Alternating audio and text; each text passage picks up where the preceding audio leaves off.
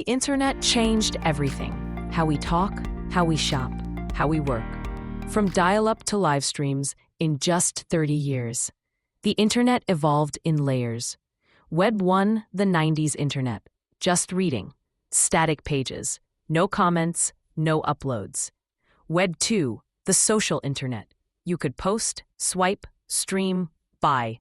Life felt easier with YouTube, Facebook, Airbnb, Uber.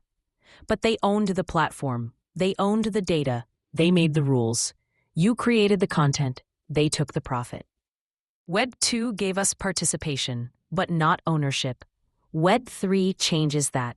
A blockchain-powered internet where you control your wallet, your assets, your data. No middlemen, no gatekeepers, just open code. And for the first time, the internet gets its final missing layer, the internet of value. Send, store, earn, move value without asking permission. That's not just innovation, that's evolution. Follow 1M Block for more.